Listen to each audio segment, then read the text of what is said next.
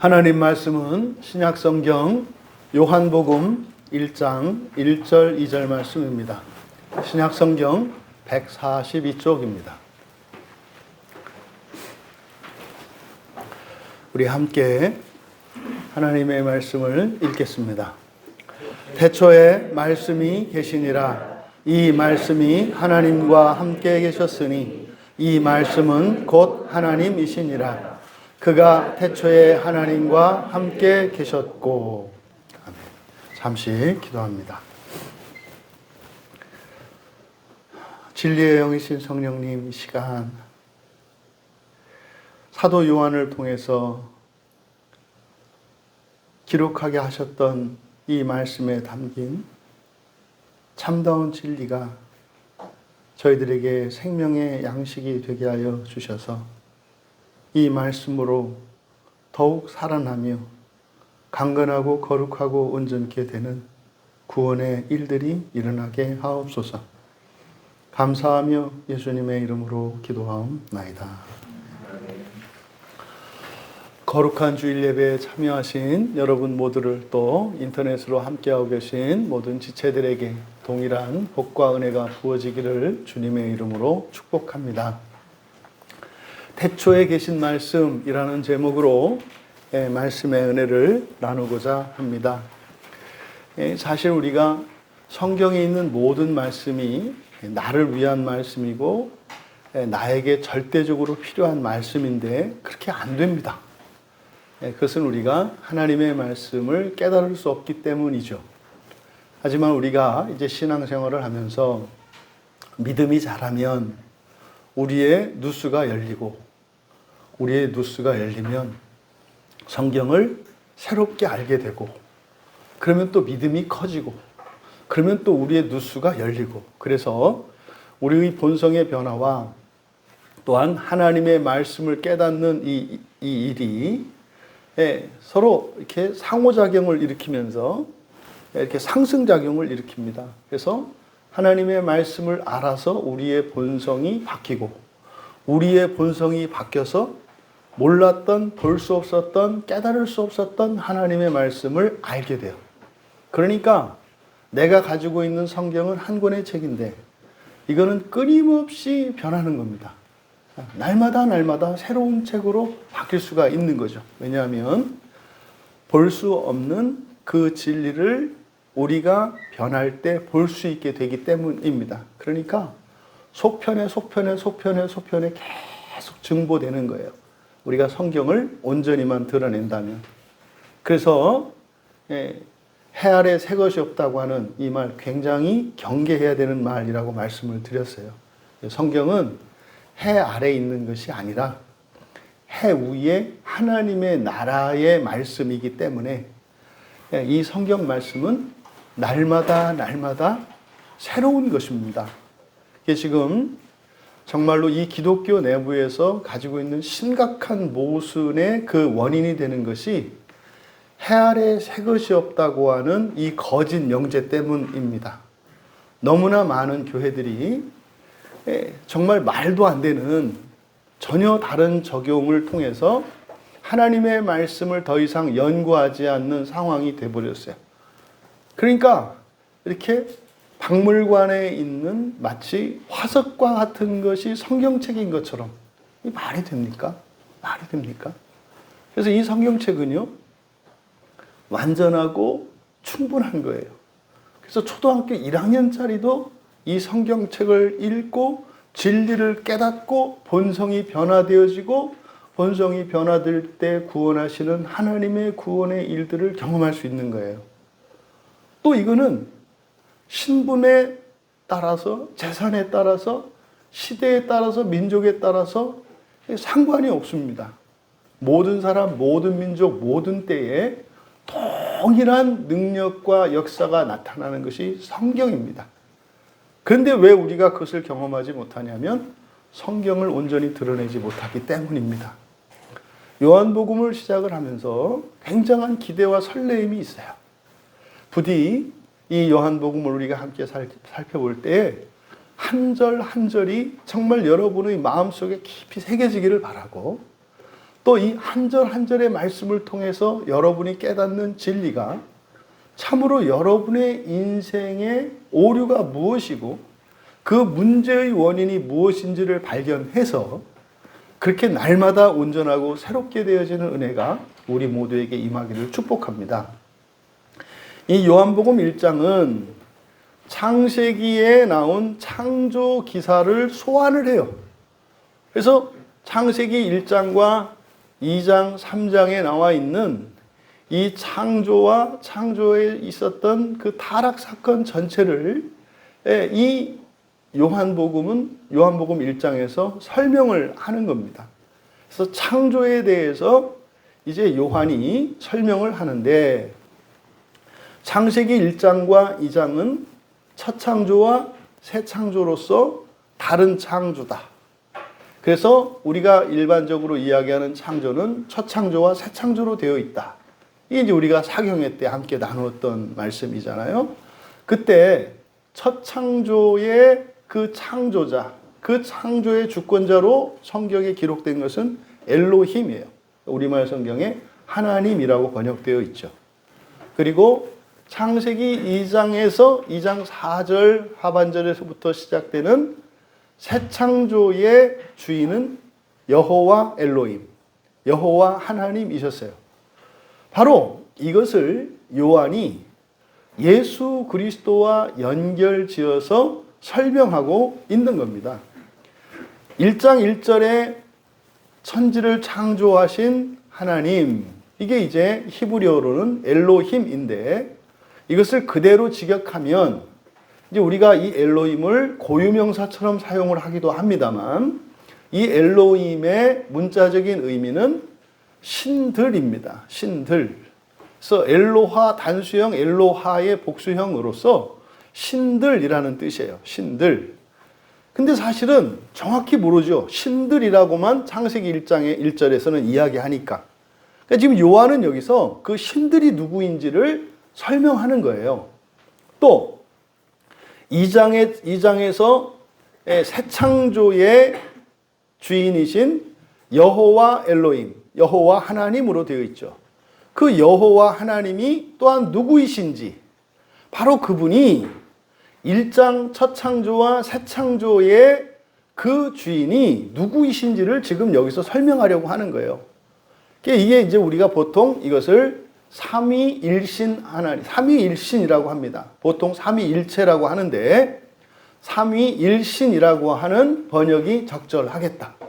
그래서 삼위로 계시지만 한 신이신 하나님, 세 인격이지만 한 분이신 하나님, 그래서 삼위일신 하나님에 대한 설명을 하는 겁니다.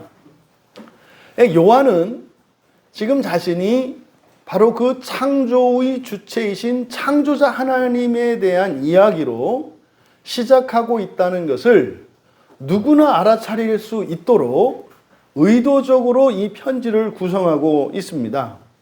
그러니까 이렇게 하나님으로 그 창조주 하나님에 대한 설명으로 시작하는 이것은 우리가 지난 시간에도 살펴보았던 것처럼 요한복음 20장 31절에서 이 편지를 기록한 목적, 이것과 일치를 합니다. 그래서 이 편지의 목적이 예수님이 그리스도이신데 하나님이시라는 사실을 알게 하려고 하는 것.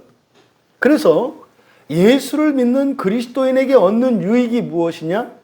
바로 하나님 안에 있는 그 생명, 영원한 생명입니다. 이것을 영생이라고, 영원한 생명, 우리말 성경에 영생이라고 되어 있죠.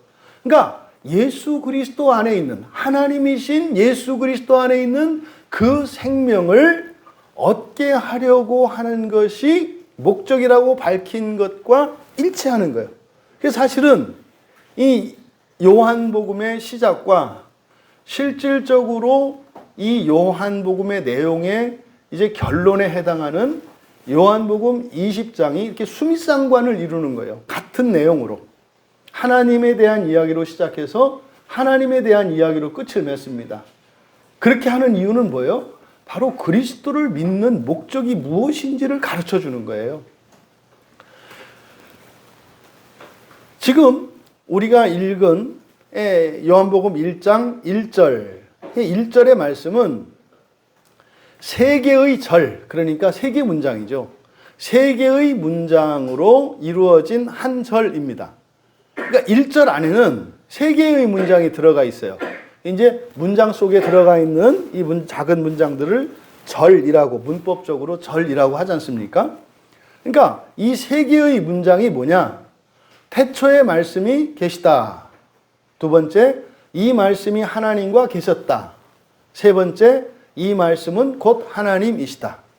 그러니까 이 요한복음의 시작을 이 세 문장으로 시작을 하는데 사실은 2절과 3절로 이어지면 이제 5으로 나갑니다. 근데 1절 안에 있는 이 세 개의 문장, 왜 이렇게 세 문장을 하나로 묶었을까? 바로 이 3이라고 하는 숫자는 하나님의 숫자입니다. 그래서 삼위일신을 나타내요. 그러니까 장절의 구분이 있기 이전에 맨 처음 이 성경의 시작이 이렇게 세 개의 문장으로 의도적으로 요한은 배치를 한 거예요. 왜요? 그러니까 우리는 이게 와닿지 않습니다만 이스라엘 사람들에게는 이 숫자에 민감합니다. 그래서 3, 4, 5, 6, 7, 8, 10이라고 하는 이 숫자는 의미 있는 숫자로 그들에게는 받아들여져요. 우리가 지난주에 요한복음의 특징에 대해서 이야기했을 때 이 7이라고 하는 숫자가 의도적으로 고안되고 사용된 것임을 말씀을 드렸잖아요. 그러니까 지금 1장 1절도 바로 이 세 개의 문장, 그래서 신의 숫자인 3으로 시작한다는 거. 그럼 첫 번째 문장, 태초에 그 말씀이 계셨다. 여기서 이제 분명히 해야 되는 것이 뭐냐면 우리말 성경에 빠져 있는 관사를 반드시 집어넣어야 합니다. 관사를 반드시 집어넣어야 이 요한이 말씀하고자 하는 그 참된 의미를 우리가 바로 알 수가 있어요. 그래서 그 앞에 여러분들이 이렇게 빠져 있는 관사를 추가해 주시기 바라요. 첫 번째 문장, 태초에 그 말씀이, 그래서 그라는 말을 넣으세요. 그 말씀이 계셨다. 태초에 그 말씀이 계셨다.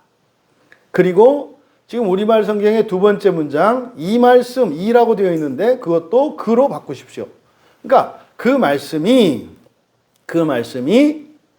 그 하나님과 함께 계셨다. 내용을 이제 조금 이따 설명을 할 거예요. 우선 이렇게 교정을 하셔라. 그 말씀이 그 하나님과 계셨다. 왜냐하면 이제 뒤에 하나님이 관사가 없는 그냥 하나님이기 때문에 이걸 구별해야 되기 때문이에요. 그리고 세 번째 문장, 그 말씀은 하나님이셨다. 이렇게 세 개의 문장으로 되어 있습니다. 그런데요, 이제 이 문장을 좀 우리가 꼼꼼히 살펴볼 것인데, 여기에서 가장 중요한 말씀을, 그러니까 요한이 지금 드러내려고 하는 이 1절에 들어가 있는 내용 중에서 가장 중요한 단어를 하나 꼽으라고 한다면 태초에라는 말이에요. 태초에. 사실 이 말씀을 하고자 하는 거예요. 그래서 2절에도 가보면 다시 태초가 반복되지 않습니까? 근데 이 태초를 무엇과 관련해서 이 태초와 하나님, 그리고 그 하나님, 그리고 그 말씀으로 설명하려고 하는 거예요. 그러니까 태초라고 하는 이것과 하나님과 그 말씀으로 설명하려고 하는 겁니다.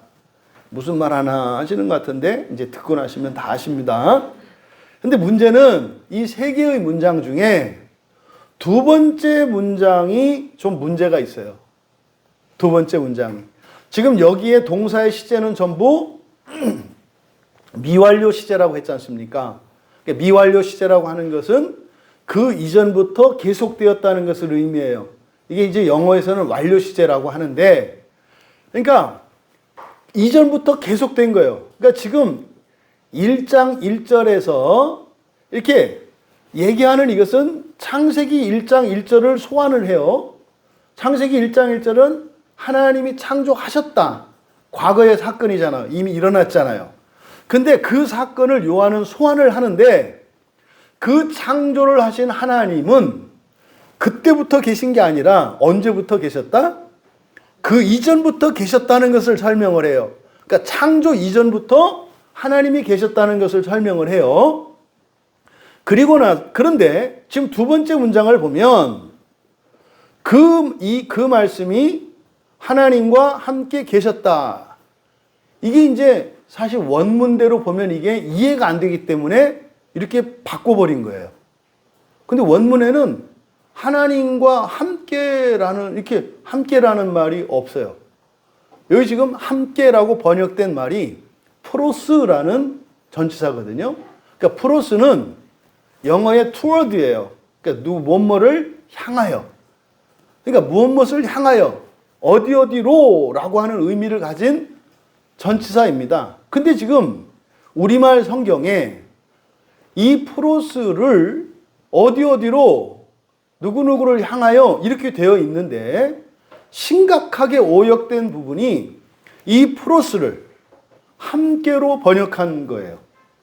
그러니까 지금 이거는요, 함께가 아니에요. 근데 왜 이렇게 했어요? 그대로 직역하면 어떻게 됩니까? 그 말씀이 그 하나님을 향하여 계셨다. 이렇게 되잖아요. 그러니까 창조 이전에 하나님이 계셨는데, 그 말씀이 창조 이전부터 있었는데 그 하나님을 향하여 있다? 이게 왜 문제가 되냐면 시간 속에서는 이제 창조가 엔 아르케 태초에로부터 이제 시간이 만들어지기 때문에 시간은 공간과 함께 가요. 그러니까 공간이 없는 시간도 없고 시간이 없는 공간도 없어요. 그래서 우리가 시공이라고 한단 말이에요. 시간과 공간은 함께 존재하는 거예요. 동시에. 이게 엔 아르케거든요. 그러니까 시공이 존재하기 시작한 거예요. 그러면 시간과 공간 속에서는 위치와 전후가 있어요. 이 공간 속에서는 위치가 있단 말이에요. 이쪽, 저쪽, 그쪽, 위, 아래라고 하는 이런 위치가 있어요. 그리고 시간은요, 앞과 뒤라고 하는 전후가 있어요. 그러니까 시간의 전후와 공간의 위치에 따라서 우리는 사실은 동시에 함께 공존할 수 없어요.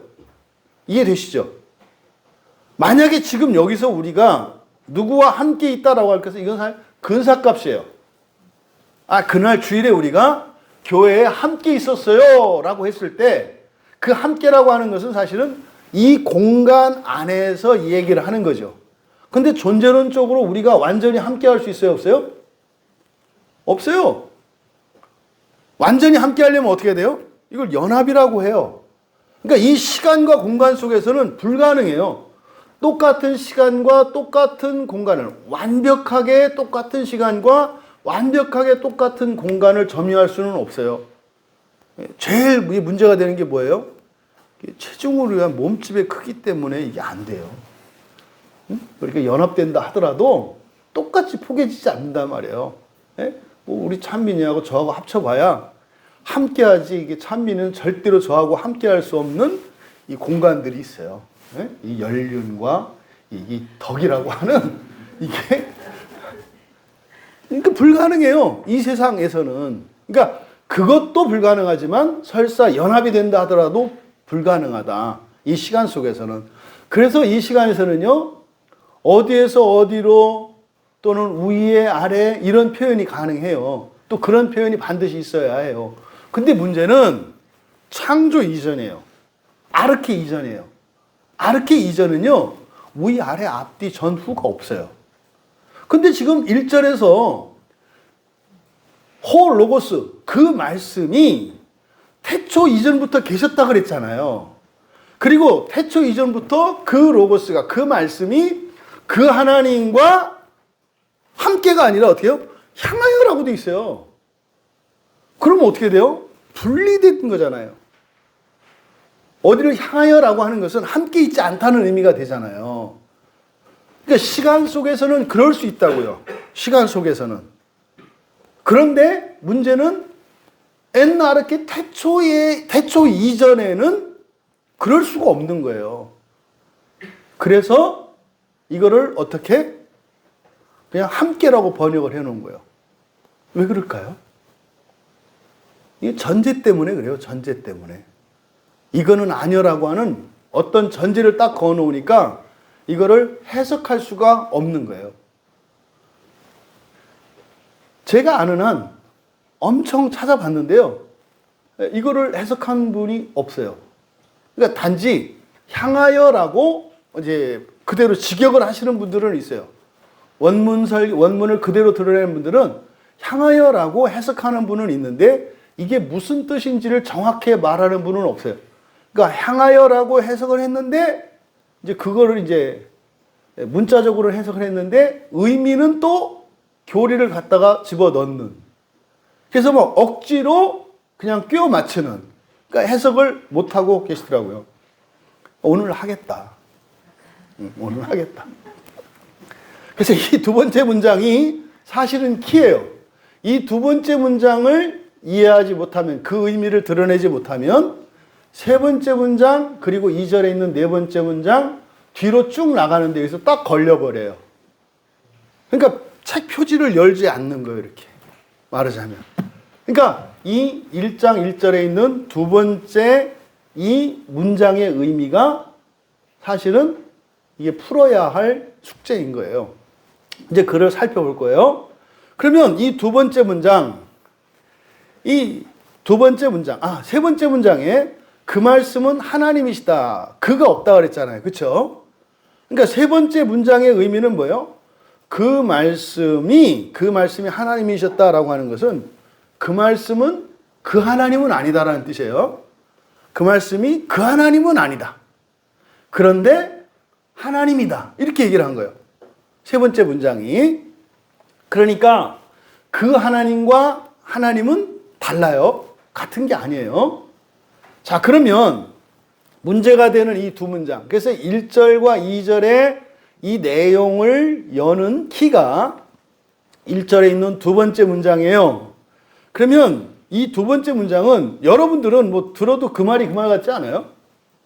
뭐 그냥 그래도 글을 쓰라고 해서 쓰긴 썼는데 뭐 그 하나님이나 그러고 그냥 뭐 말씀이나 이게 자꾸 이렇게 그러신데 근데 안 그렇잖아요. 그라는 말이 들어가면 어떻게 되는 거예요? 특정되는 거예요. 그 아이, 그 학생 그러면 특정되는 거예요. 예? 그 이번에 그 무너졌던 갱도에서 열흘 만에 살아나오신 그 두 분 하면은 그분들을 하잖아요. 막 진짜 박수 치고 싶었어요. 하나님이 주시는 기도의 응답이라고 봤어요.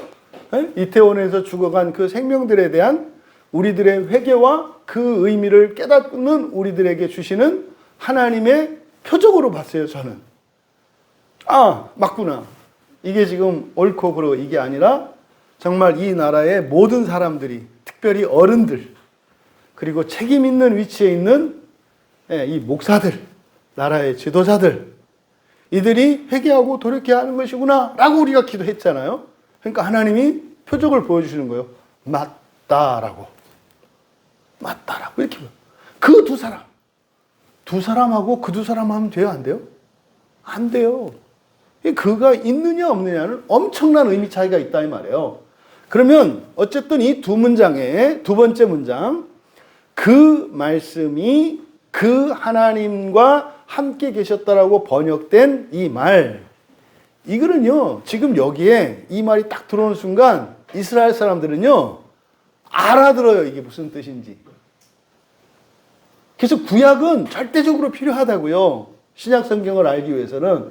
우리에게는 낯선 이방인의 언어처럼 그 말이 그 말 같지만 말장난하는 것 같잖아요. 빙빙 돌리고 약 올리는 것 같지 않아요?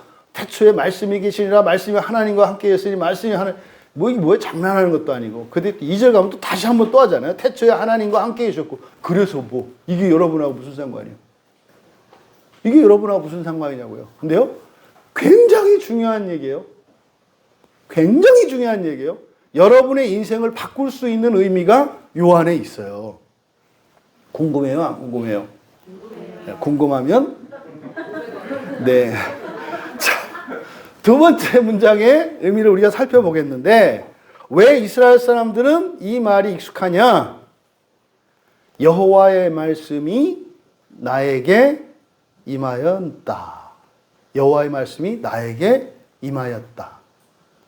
여호와의 말씀이 하나님의 사람 누구에게 임하시니라. 이거는요, 하나님의 계시가 임할 때 사용하는 선지서의 전형적인 관용 표현이에요. 이 말씀은, 이 두 번째 문장은 70인역 성경으로 헬라어로 번역한 성경이 바로 이 문장과 똑같은 구조로 되어 있어요. 그러니까 이스라엘 사람들이 구약 성경을, 예수님 당시에 구약 성경을 볼 때 다 70인역 성경을 본다고요. 신약에서 인용하는 게 다 70인역 성경이에요. 70인역 성경은 헬라어로 된 구약 성경을 말해요. 헬라어로 된 구약 성경을 봐왔기 때문에 딱 읽으면 이게 선지서의 관용구구나라는 것을 알아요. 여호와의 말씀이 내게 임하다. 그러니까 뭐예요? 이게 여호와의 말씀이 호로고스거든요. 그 말씀. 여호와의 그 말씀. 호로고스예요. 그게 임한다. 누구누구에게 할 때 프로스를 써요. 선지자들에게 하나님의 계시가 임할 때 쓰는 표현이라고요, 이게. 그러니까 이게 에스겔서에 가장 많이 사용되거든요. 에스겔서 6장 1절에 대표적으로 여호와의 말씀이 나에게 임하시느니라 이르시되 이렇게 돼 있거든요.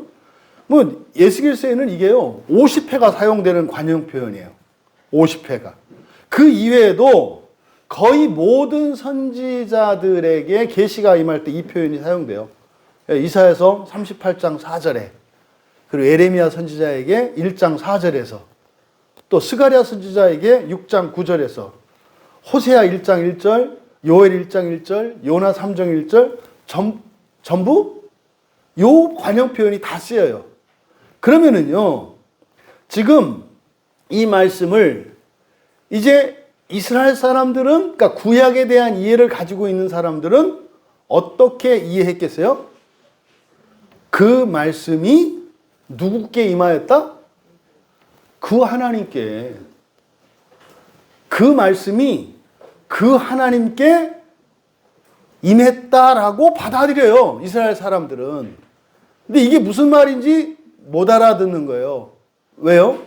아직 삼위일신 하나님에 대한 이해가 없고요. 그리고 복음에 대한 이해가 아직 없어요. 그렇기 때문에 이게 이해가 안 되는 거예요. 무슨 말인지. 그런데 선지서의 관용 표현에 따르면 바로 뭐다? 그 말씀이 그 하나님께 임하였다라고 되는 거예요. 그런데 그 선지서의 관용구와 다른 점이 있는데 두 가지예요. 첫째로는 동사가 다르고, 두 번째로 선지서에서 선지자들에게 여호와의 말씀이 누구누구에게 임했다라고 한 뒤에 그 말씀의 내용이 나와요. 예, 이르시되 하면서 뭐라고 하는 그 내용, 임한 계시의 말씀이 나와요. 근데 여기는 그게 없어요. 그냥 그 말씀이 그 하나님께 임했다라고 딱 끝내버려요. 그 다음에 동사가 달라요. 동사가. 여기서 사용된 동사는 에이미라는 동사거든요. 에이미는 영어의 비동사와 같은 거예요. 에이미 동사예요. 근데 구약 성경의 선지서의 관용 표현에서는 에이미를 쓰지 않고 기노마이라는 말을 써요. 근데 이 에이미나 기노마이는 같이 쓸 수 있는 말이에요. 기노마이는 되다라는 뜻이거든요. 그러니까 영어의 become이에요. 그리고 에이미는 영어의 be예요. 비동사예요. 비동사와 become이거든요. 그러니까 거의 함께 이렇게 교호적으로 쓰일 수 있는 말이거든요. 근데 이걸 구별해요. 이제 뒤에 보면 6절에 가보시면 하나님께로부터 보내심을 받은 사람이 있으니 이렇게 돼 있잖아요. 있으니 이렇게 돼 있잖아요. 이제 여기서부터는 기노마이를 써요. 그러니까 지금 1절과 2절에 사용되는 동사는 에이미 동사를 써서 차별화하고 있어요. 그 의도를 아시겠어요? 하나님 사이에 일어난 일과 하나님과 사람 사이에 일어난 일을 차별화하는 거예요. 에임이라고 하는 것은 본질적이고 상태를 나타내는 말이에요. 그런데 기노마이라고 하는 이 단어가 신약 성경에서 자주 사용되는데 굉장히 중요한 단어예요. 기노마이라고 하는 것은 없던 것이 아니던 것이 새롭게 된 것을 말해요.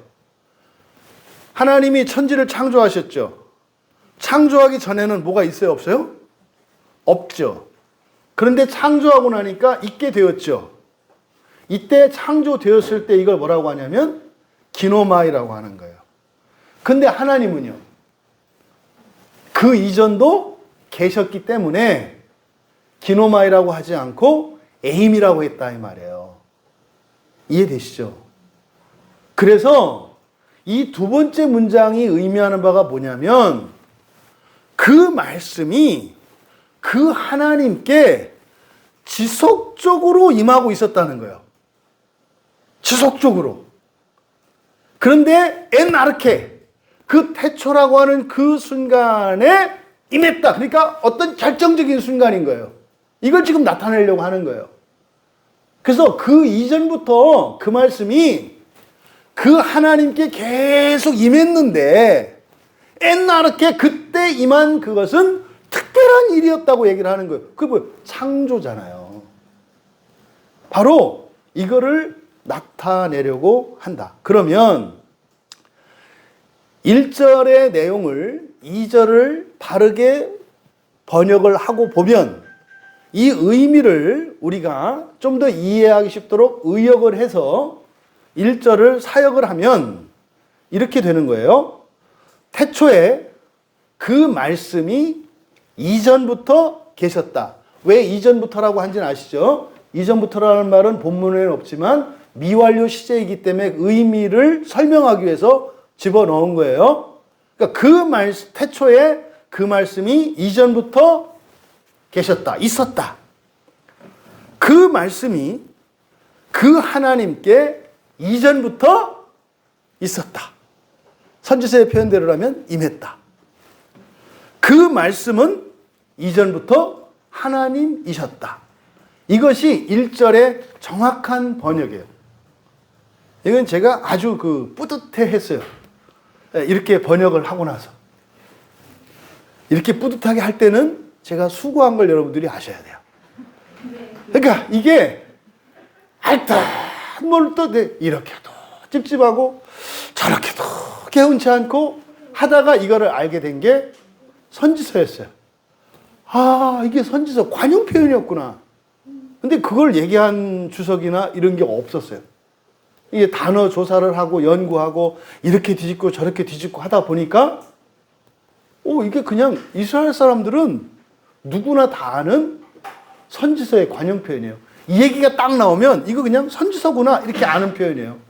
예? 성경 시험을 보는데 이렇게 딱 놓으면 이 말씀은 구약의 성경 중에서 어디에 나오는 말씀일까요? 그러면 무조건 선지서 이렇게 딱 쓰는 거예요. 이 표현 때문에. 그러면 이제 2절의 내용은 그러니까 1절을 종합한 거예요. 1절에 있는 모든 단어들을 3개의 문장에 들어가 있는 모든 단어를 합쳐놓은 게 2절이에요. 그러니까 2절은 그가 태초에 하나님과 함께가 아니죠. 그렇죠? 하나님께 임했고 그러면 2절은 1절을 종합한 거니까 2절을 종합한 거니까 2절에 있는 내용은 그렇게 되는 거죠. 예.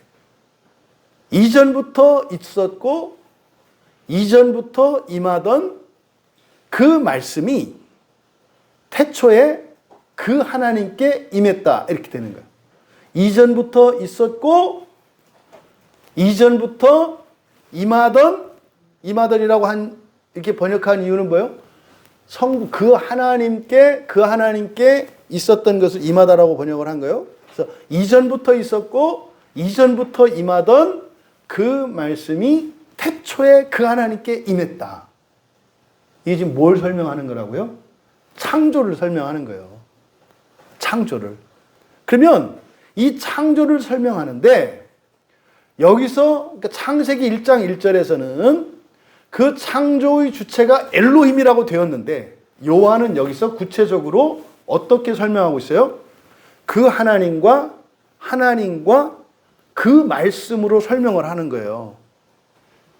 그 하나님, 그 말씀으로. 그러니까 창세기 1장 1절에 나오는 그 엘로힘이 그리고 2장에서 나오는 여호와 엘로힘까지 포함하더라도 이게 어떤 의미인지를 설명해 주는 거다 이 말이에요.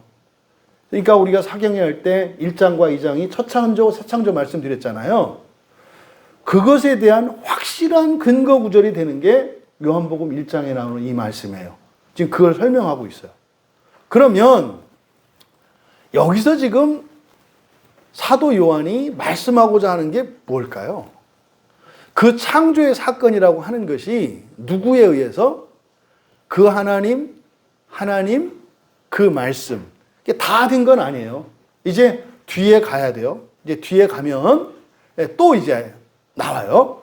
그럼 우선은 1절과 2절에서 바로 그 창조의 주체, 성경에서는, 구약 성경에서는 엘로힘으로 소개되고 있는, 또 2장에서는 여호와 엘로힘으로 소개되고 있는 그 창조의 주체를 1절과 2절에서는 누구라고 얘기하고 있다? 하나님, 그 말씀이라고 얘기하고 있다. 이제 풀어서 설명하는 거다 이 말이에요. 그러면 하나님이 뭔지, 그 하나님이 뭔지, 그 말씀이 뭔지를 이제 우리가 이제 알아야 하는 거잖아요. 이제 그걸 알아보기 전에 지금 그러면 여기서 1절과 2절을 통해서 요한이 말씀하고자 하는 바 창조에 대해서 말씀하려고 하는 거예요. 창조는 이렇게 과학자들이나 이런 무신론자들이 이야기하는 것처럼 빅뱅처럼 순간적으로 폭발해서 일어난 사건이 아니라는 거예요. 그게 아니라는 거예요. 미완료 시제를 씀으로써 그리고 그 말씀과 그 하나님의 관계를 통해서 그렇게 단순하고 순간적인 사건이 아니라는 거예요. 그럼 뭐예요?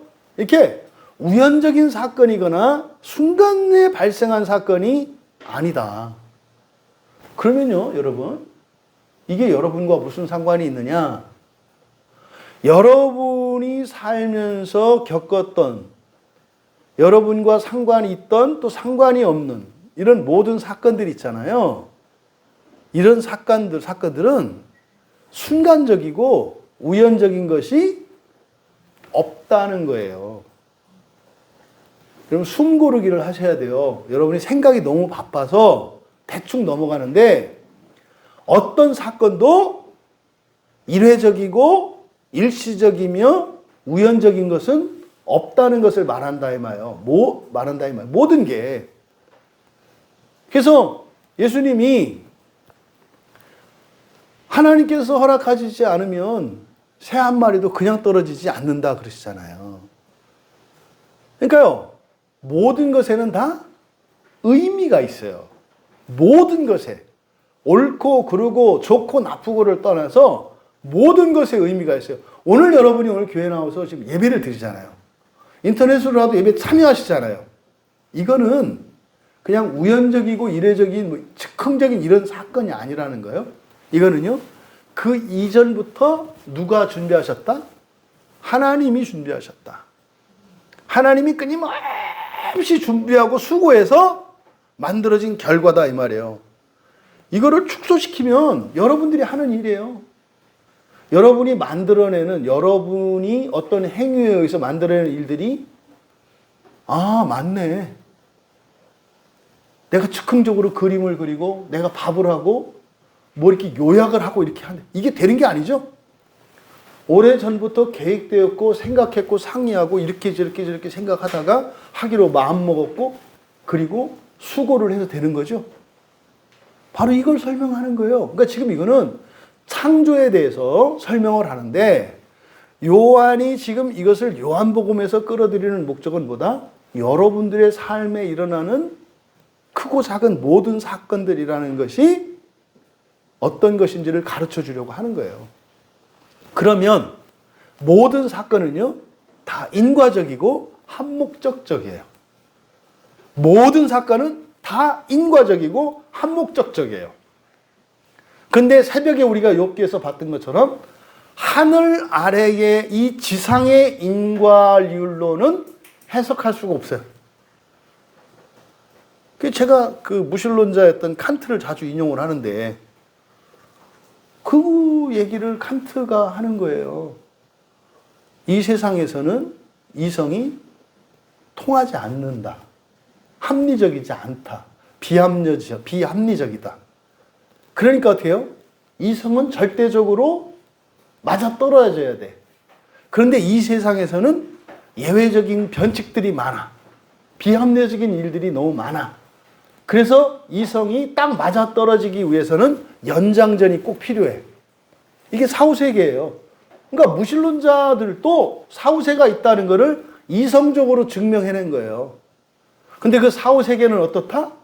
절대 이성으로서 모순되거나 이렇게 불일치하는 이게 아니라 완전하게 이성적으로 성취되는 그게 있다. 이게 절대 이성. 이게 뭐예요? 이게 지옥과 낙원이에요. 이게 흔히 교회에서 말하는 상급이라는 게 바로 이거죠. 상급이라고 하는 건 뭡니까? 인과율을 완성시키는 거예요. 인과율을. 근데 이것이 사후세계가 아니라, 그리고 공간적으로는 하나님 나라가 아니라 이 세상으로 좁혀놓고 사람의 인생으로 좁혀놓으면 인과율이 적용되지 않아요. 지금 욥이 그것 때문에 새벽에 고생하고 있잖아요. 응? 빨리 낮이 되기를 기다리고 있죠, 욥이. 이 지상의 인과율, 이것 때문에. 하지만 이 세상은 어떻다? 인과적이에요. 근데 이런 인과적인 것은 하나의 목적을 향해서 가요. 한 목적적이에요. 뭐가? 창조가 그런데 창조가 그렇다는 얘기는 뭐다? 여러분의 일상의 모든 일이 그렇다. 그러니까 여러분이 결코 사소한 일이 없어요. 예? 하다못해 이렇게 상점에 가서 뭘 살까 말까 사기로 결정하느냐, 사지 않기로 결정하느냐. 또 사기로 결정을 해서 안에 들어가서 어떤 상품을 고르느냐. 이게 그냥 일회적인 사건이고 개별적인 사건이 아니라 전부 뭐예요? 인과적이고 한목적적이라는 거예요. 그러니까 여러분이 무언가를 하나 이렇게 선택하는 그것이 사실은요, 규모에 있어서는 어떻게 돼요? 우주적이에요. 더 나아가서 영원적이에요. 뭘 저렇게 거창하게, 지금 그 얘기를 하고 있어요.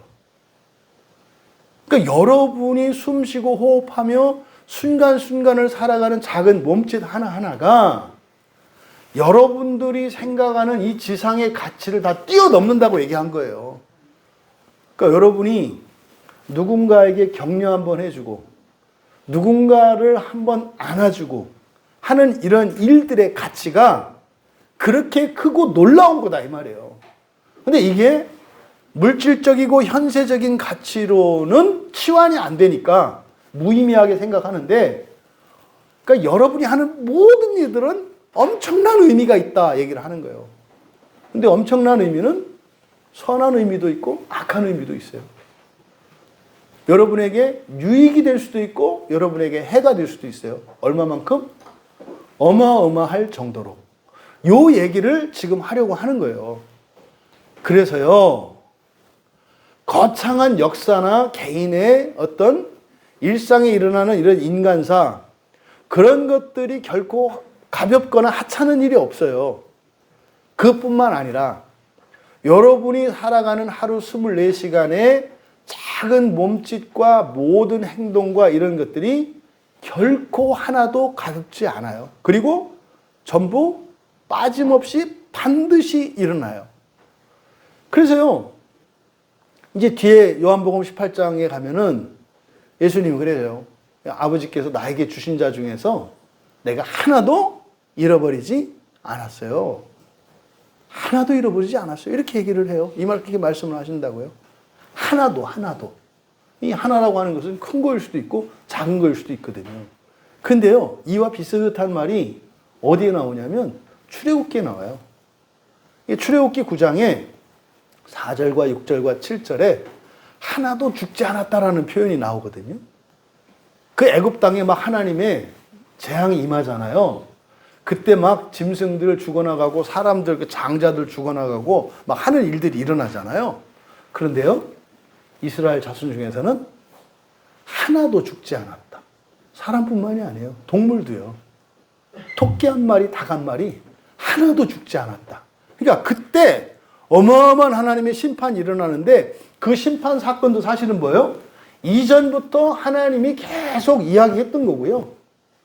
그리고 그 때가 되어서 그 사건이 일어났기 때문에, 그리고 일어나는데 뭐예요? 하나도 차질 없이 완벽하게 일어났다는 거예요.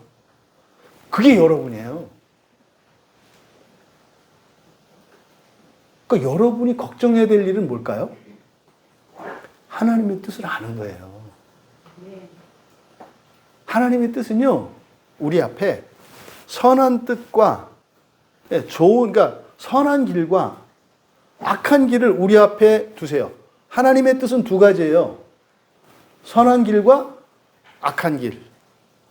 하나님은 선한 분이세요. 그래서 악한 길이라고 했잖아요. 그래서 악한 것도 선하게 바꾸세요. 이거를 뭐라고 한다? 합력하여 선을 이룬다라고 한다. 근데 우리는 그렇게 못해요. 그러니까 이거를 그래? 그러면 뭐 아무렇게나 해도 되겠네. 아무렇게나 해서 그렇게 뒤로 넘어져도 코 깨지는 인생을 살아봐라. 아무렇게나 살 수 있는 게 아니다. 하지만 결론은 어떻다? 선해요. 왜? 하나님이 선한 분이시기 때문에. 하지만 우리가 이 세상을 살아가는 동안은 선한 길과 악한 길이 있어요. 그러니까 잘하는 것과 잘못하는 게 있다 이 말이에요. 여러분들이 사업을 해도 돈을 벌 수도 있고 망할 수 있다는 거 다 아시잖아요. 똑같아요. 뭘 해도. 시험을 봐도 합격할 수 있고 떨어질 수 있잖아요. 하나님의 뜻이 그렇다 이 말이에요. 바로 그런데 어떻다? 반드시 하나님의 뜻이 성취된다는 것을 말씀을 해요. 또 여기서 그 하나님이신 그 말씀이 지속적으로 그 하나님께 임했었고, 그러니까 창조의 순간이 절정이었다는 것을 나타내는 거죠. 계속 있어요. 그러니까요, 하나님의 뜻이 이렇게 성취되는 때만 하나님의 뜻이 성취된 게 아니라 언제부터 성취돼요? 그 이전부터. 그 대표적인 게 다니엘서에서 나오는 다니엘의 기도를 천사가 와가지고 그래요. 야, 너 사실은 네 기도가 기도할 때 그때 즉시 응답됐었는데 내가 지금 올라왔는데 말이야, 이 망이놈의 새끼가 지 군대를 데리고 막아가지고 싸우느라고 이제 온 거야. 그럼 하나님의 뜻이 성취된 것은 과거인데 하나님의 뜻이 이루어졌잖아요. 내 뜻을 받아주셨잖아요. 근데 그 역사 속에서 열매를 맺는 데까지는 시간이 걸렸다고요. 왜요? 영적 싸움이, 이 저항이 있기 때문에 그런 거예요. 그러니까 지금 이것을 통해서 주는 여러 가지 인사이트가 있어요. 여러분이 인생을 살아가실 때 미래를 걱정하시면서 살아가야 되는데 어떻게 살아가야 할 것인지를 사실 요한이 여기서 우리에게 가르쳐 주는 거예요. 모든 사건은 그래서 이거를 신약의 용어로 뭐라 그래요? 하나님의 때라고 하죠. 하나님의 때. 그 창조. 이 아르케라고 하는 이것이 창조됐던 그 시점을 아르케라고 하는데, 우리의 일상생활 속에서 아르케는 언제겠어요? 그를 카이로스라고 한다고요. 하나님의 때라고 한다고요. 그러니까 하나님의 때는요, 때가 돼야 돼요. 우리의 뜻으로 되는 게 아니에요. 그리고요, 될 것은 반드시 되게 돼 있어요. 근데 이 일은 어떻게 돼요? 상호 유기적으로 연결되어 있다 이 말이에요. 모든 사건이 개별적이거나 독립적인 사건은 없어요. 없어요. 모든 사건이 상호 유기적으로 연결되어 있어요. 그러니까 여러분들이 인생에 대한 이해, 여러분의 삶에 대한 이해를 가지려면 이런 통찰력이 있으셔야 한다고요. 그러니까 여러분의 일상생활 속에서 어떤 일이 일어났을 때 이것이 무엇인지 우주적으로 시공을 초월해서 이거 읽어낼 수 있는 통찰력을 가지셔야 한다 이 말이에요. 이거를 지금 요한이 요한복음 1장 1절과 2절을 통해서 말하고 있다. 그러면 이제 그 말씀이 누구고 하나님이 누구고 그 하나님이 누구를 의미하는가? 그럼 먼저 그 말씀 호 로고스거든요. 일반적으로 저도 지금까지 그냥 호 로고스 그러면 그냥 예수 그리스도라고 알았고 그렇게 설교를 하고 그렇게 가르쳤었어요. 그래서 예수님이 창조의 주체다. 그걸 근거로 들 때 바로 여기를 들었단 말이에요. 그 말씀이 함께 계셨는데 그 말씀이 예수님이야. 그래서 예수님이 천지를 창조하신 거야. 예수님은 창조주 하나님이셔. 라고 할 때 이 근거 구조를 썼다고요. 근데 호 로고스 그 말씀이라고 하는 것은 문자적으로 하면 뭐예요? 누군가의 말이죠.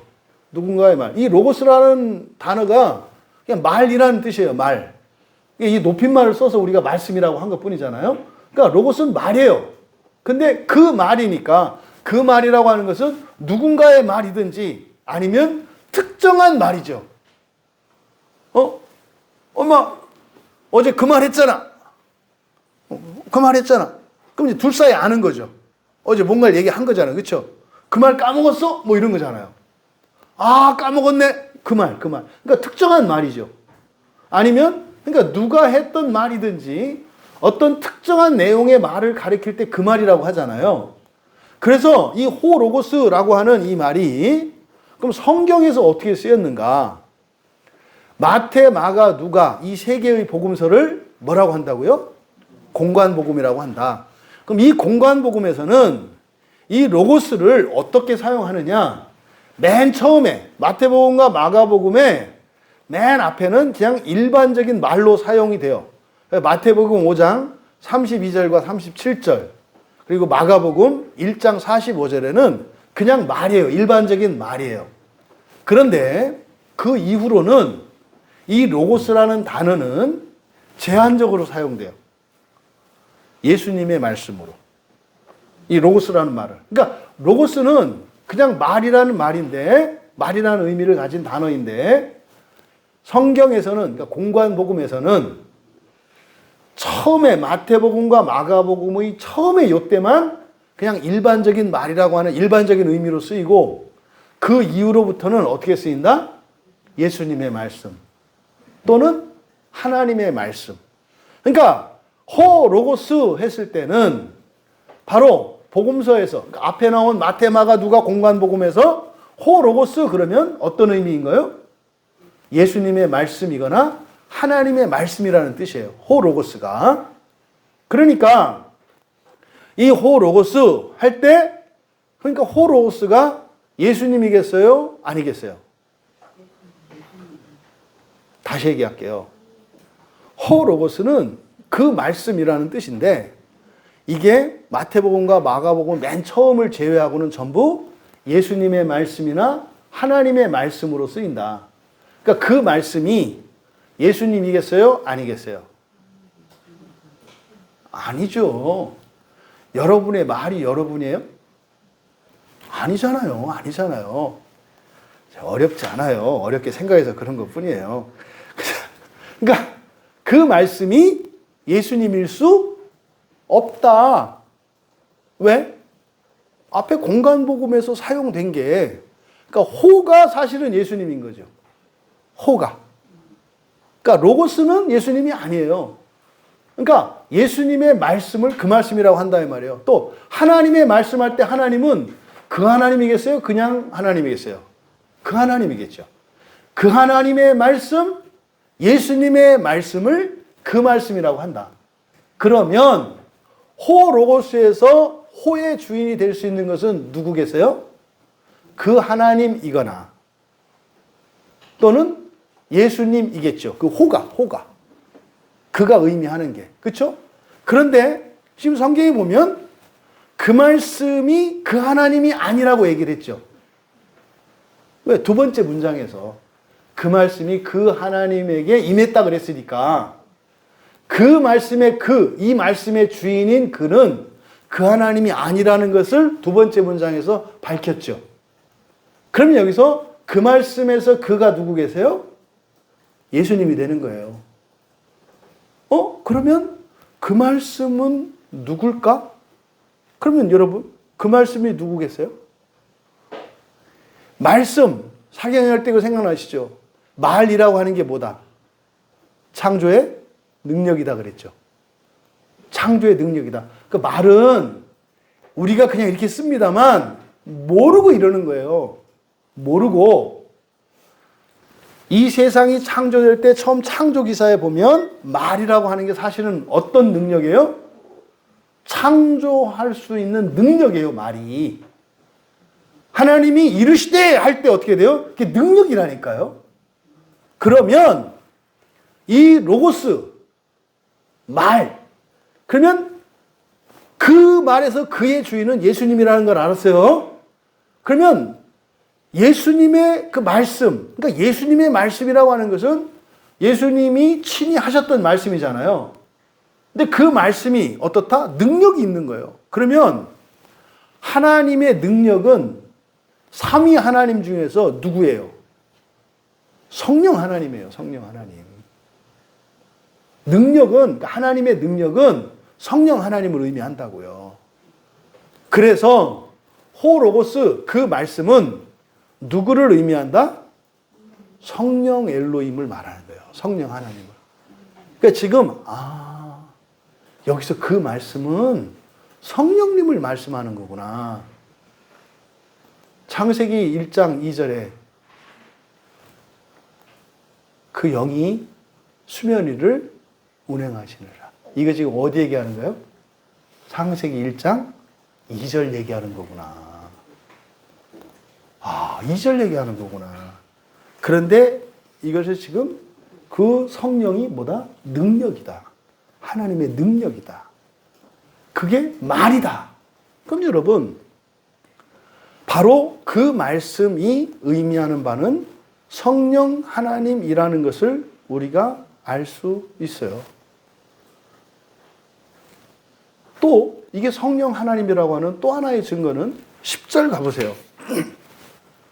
10절 가시면 그가 세상에 계셨으며 세상은 그로 말미암아 지은 바 되었으니, 지금 1절의 내용과 비슷하잖아요. 사실 1절이 하나님이 계셨다. 그리고 2절, 3절에 가면은 만물이 그로 말미암아 지은 바 되었고 지은 것이 하나도 그가 없이 된 것이 없다. 그러니까 이 3절의 내용과 10절의 내용이 거의 같잖아요. 근데 이 3절은 누구예요? 1, 2, 3절에서 나오는 그는 그 말씀이에요. 홀로고스. 그런데 10절에 나오는 그가, 이 그는 누구예요? 빛이에요, 빛. 빛, 생명. 그러니까 지금 1절에서부터 14절까지가 바로 하나님의 첫 창조와 새 창조에 대해서 이야기를 하는 거예요. 첫 창조의 그 바라의 창조의 절대 주권적인 그 창조의 주체는 누구셨다? 성령 하나님이셨다는 걸 얘기하는 거고요. 창세기 2장에서 나오는 새 창조의 절대 주권자는 누구셨다는 걸 말해요? 여호와 하나님 예수 그리스도이셨다는 걸 말해요.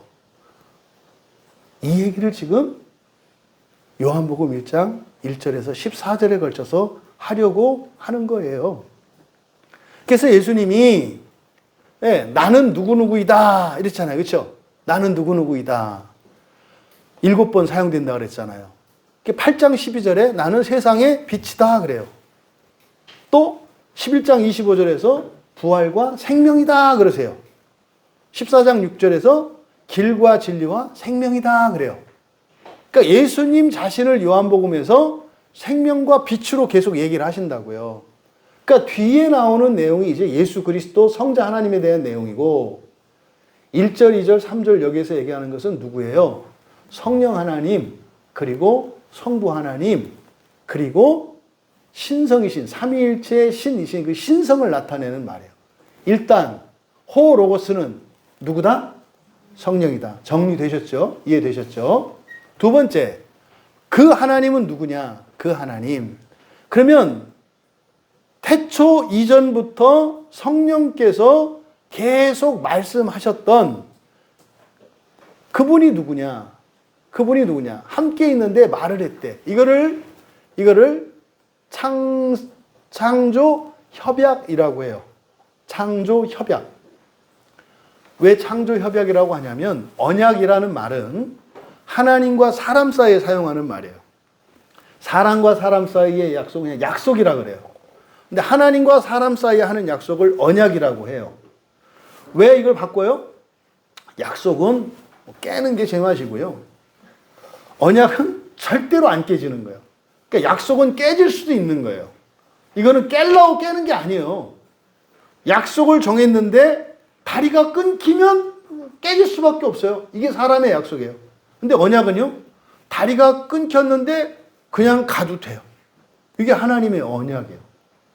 근데 이 하나님의 언약은 어디에서 일어나요? 이 역사 속에서, 시간과 공간 속에서 성취되는 거예요. 근데 태초 이전에 있었던 하나님 사이에 이 삼위, 세 인격인 성부, 성자, 성령, 삼위 하나님 사이에 일어나는 약속, 이거를 협약이라고 해요. 이게 사실은 하나님이 하나님에게 하는 약속이에요. 근데 이걸 구체적으로 얘기하면 성부 하나님이 성자 하나님에게 약속할 수 있고, 성자 하나님이 성부 하나님에게 약속할 수 있고, 성부 하나님이 성령 하나님이, 성령 하나님이 성부 하나님, 이게 상호 서로 약속을 할 수 있는 거예요. 근데 이거는 사실은 뭐예요? 약속이라기보다는 그 자체죠, 그냥. 약속이 내 약속이 아니죠. 이걸 협약이라고 한다 이 말이에요. 그러니까 바로 여기서 그 하나님은 누구냐? 18절에 가보시면 본래 하나님을 본 사람이 없으되 아버지 품속에 있는, 그래서 여기 아버지 앞에 정관사가 붙어 있어요. 그 아버지. 그 아버지. 그래서 여기에서 나오는 그 하나님은 그 아버지를 지칭해요. 그러니까 그 아버지, 우리가 성부 하나님이라고 부르는, 그러니까 그 하나님은 성부 하나님을 의미해요. 그래서 이 그 하나님이라고 하는 표현이 2절에 네, 사용되었던 그 하나님, 1절과 2절에, 1절에 사용된 그 하나님이라고 하는 그 하나님은 누구시다? 성부 하나님입니다. 그러면 관사가 없는 하나님은 누구냐? 네, 관사가 없는 하나님. 이 하나님은 바로 신성을 나타내는, 다시 말해서 삼위일신의 신성으로서의 하나님을 의미해요. 이 데우스가 그냥 관사 없는 하나님이. 그래서 1절과 2절에 등장하는 그 말씀은 성령 하나님을 의미하고, 그리고 그 하나님은 성부 하나님을 의미하고, 하나님은 일체, 일신이신 신성을 나타내는 말이에요. 그럼 여기에 빠진 게 누구예요? 성자 하나님이 빠졌죠. 그러니까 뒤에 나오겠죠. 이렇게 이해를 하시라 이 말이에요. 그래서 지금 요거를 지금 설명하고 있는 거예요. 그러면 지금 1절과 2절을 읽어보니까 지금 창조의 의미가 무엇인지, 창조의 주체가 엘로힘이라고 나와 있고, 그리고 1장과 2장에 있는 엘로힘과 여호와 하나님이 다르고 했던 이것이 여기서 이제 자세하게 설명이 되고 있구나라는 것을 알 수 있어요. 이제 여러분이 이제 시원하게 뚫리는 건 이제 뒤에까지 14절까지 다 가면 전체적으로 이제 종합이 되면서 이해가 되겠죠. 그러니까 1절과 2절에서는 바로 성령 하나님과 성부 하나님과 일체로서, 일신으로서의 하나님, 요거에 대한 소개를 하고 있다. 근데 이것을 통해서 요한이 설명하려고 하는 그 초점은 뭐다? 아르케예요, 아르케. 그때, 태초라고 번역된 아르케에 대해서 설명을 하려고 하는 거예요. 한번 보세요. 아르케나 그 아르케, 그때 우리는 구약 성경을 통해서 창조의 일이 일어난 걸 알아요. 그렇죠? 근데 그 창조의 일이 일어난 것은 그 이전에도 일어날 수 있었죠. 그렇잖아요. 그 이후에 일어날 수도 있었죠. 그러니까 아르케라고 하는 것은 고정된 거예요? 고정되지 않은 거예요? 고정되지 않은 거예요. 우리가 태초라는 말을 사용을 할 때 이 태초는 그냥 고정된 과거의 어떤 시간, 여러분의 생일날과 같이 고정된 시간으로 이해해서는 안 된다는 거예요. 이 태초라고 하는 것은 그래서 어떻다? 과거적인 의미와 현재적인 의미와 미래적인 의미를 갖고 있다고 이야기를 하는 거예요. 이거는요, 존재론적으로도 과거적인 의미와 현재적인 의미와 미래적인 의미가 있다는 거예요. 근데 여러분은 여러분을 어떻게 봐요? 현재만 봐도 다행이에요. 현재에 있는데 과거로 보고, 또 현재에 있는데 있지도 않은 미래로 갖다 꼬고. 그러니까 뭐요? 팔은 사자의 팔이요, 오른팔은 사자의 팔이요, 왼팔은 곰의 팔이고, 다리는 치타의 다리요, 머리는 기린의 머리고. 존재론적으로 시간적으로 괴물과 같이 된 게 나의 실존이에요. 지금 요한은 이 부분을 바로 잡아주려고 하는 거예요. 제짝을 찾아서 우리를 온전하게 하려고 하는 거예요. 바로 이 태초라는 설명을 통해서. 그래서 태초는요, 첫째, 그 창조의 순간, 창조 사건으로 보았을 때 태초는 과거의 시간이죠. 창조의 사건을 보면. 여러분이 출생하고 여러분에게 이미 일어났던 일들, 다 창조의 일이잖아요. 근데 그거는 첫 창조예요? 새 창조예요? 새 창조예요.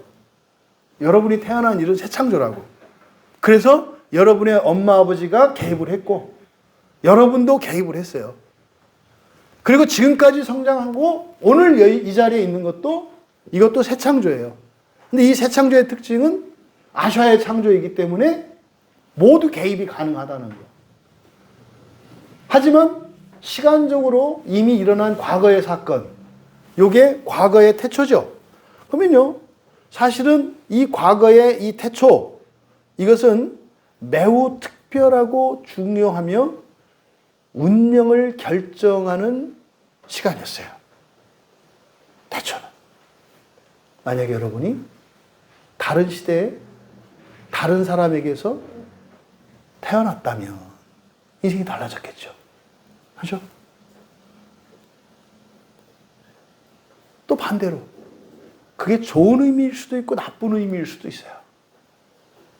여러분들이 이렇게 사람들을 보면 정말 불우한 가정에 태어나서 굉장히 괴롭고 힘든 인생을 살아가는 분들이 있잖아요. 여러분의 태초가 만약에 그러한 때였다면 여러분은 그런 인생을 사는 거예요. 그러니까 이 과거의 태초, 이것은 이미 일어난 사건인데 그것은 특별한 사건이죠. 근데 그때는 어떤 때요? 바로 성부 하나님과 성령 하나님의 뜻이 나타나는 그 때예요. 과거에 그 창조가 일어났던 사건은. 그러면 이 태초라고 하는 이것은 현재적인 의미도 있겠다. 그러면 현재적인 의미도 있겠다. 예, 현재적인 의미. 이거는 태초는 과거에 멈춰선 것이 아니라 지속되는 시간이에요. 지속되는 시간. 그래서 오늘 이 시간도 태초가 될 수 있어요. 언제? 내일 돌아보면. 오늘은 내일의 과거잖아요. 오늘도. 그러니까 현재도 또 다른 태초라는 사실이에요.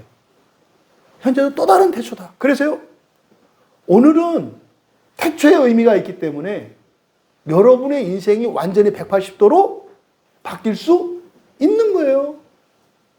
요한이 지금 이 부분을 설명하려고 하는 거예요. 여러분이 창조를 믿으십니까? 창조된 그때를 태초라고 하는데 말이죠. 창조는 이례적으로 과거만 일어나는 게 아니라 말입니다. 현재적으로도 지속되는 시간입니다. 라고 이야기를 하는 거예요. 이거를 뭐라고 한다? 카이로스라고 한다 이 말이에요. 카이로스. 그럼 여러분이 카이로스의 때가 있다면 바뀌어요. 우리 인수 형제님 경험했잖아요. 그게 이게 카이로스로구나. 이거구나. 이게 태초였구나. 태초는요, 새로운 시작을 의미해요. 새로운 시작. 없던 것이, 아니던 것이, 없던 것이 있고, 아니던 것이 긴 것이 되는. 이게 태초예요. 그러니까 여러분, 그리스도를 믿고 살아가는 사람의 시간은 뭐다? 태초다. 이게 현재적인 의미예요. 여러분이 이 무게를, 이 의미를 딱 여러분들이 깨달으셨으면 가슴이 이렇게 좀 시원해져야 돼요. 알 수 없는 시원함. 이런 거야. 그래서 장막이 거치는.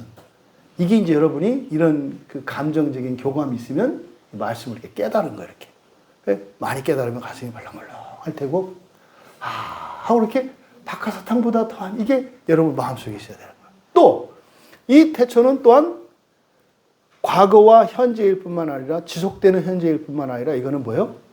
영광스러운 미래의 시간인 거예요. 그럼 미래의 태초는 뭐겠어요? 부활이에요. 미래의 태초는 부활이에요. 처음 창조가 일어났던 태초는 마지막 태초의 부활을 바라봐요. 그럼 그 안에 있는 시간은 예수 그리스도 안에서 살아가는 사람들은 그 안에 있는 시간이 다 뭐가 돼요? 현재의 태초가 돼요. 과거에 창조되었고요. 미래에 새 창조될 거거든요. 현재는 창조되고 있는 거라는 뜻이에요.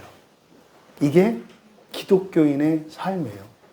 그러니까 태초는 처음의 태초, 과거의 태초는 영원과 시간의 경계였죠. 없던 시간이 처음 생겼으니까. 그러면 마지막 태초 또한 어떻게 돼요? 시간과 영원의 경계죠.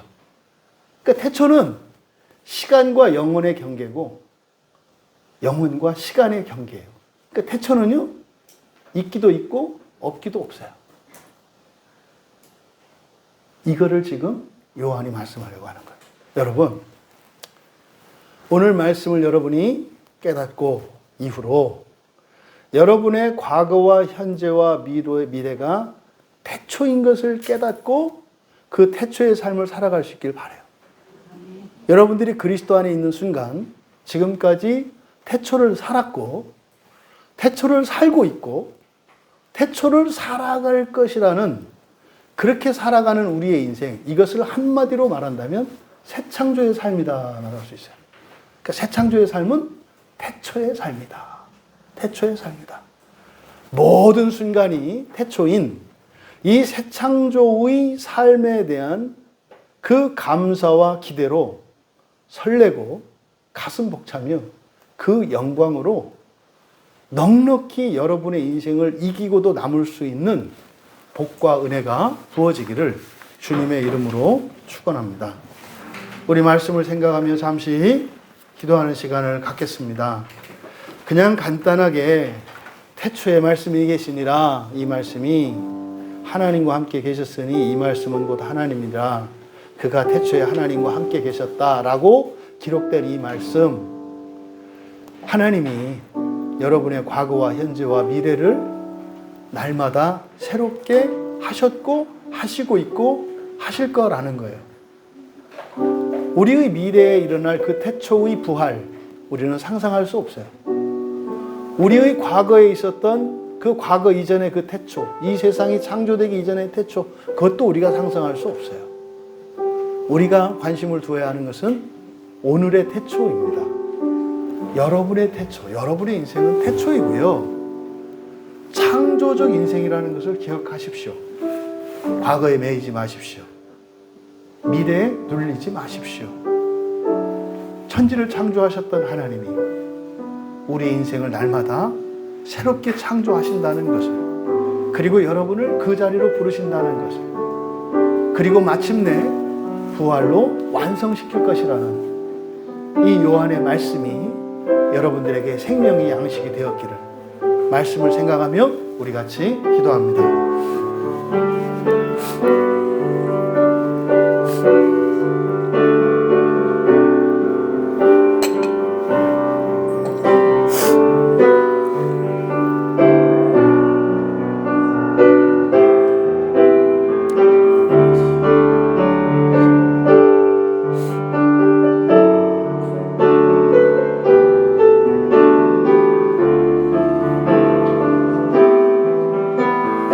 하나님,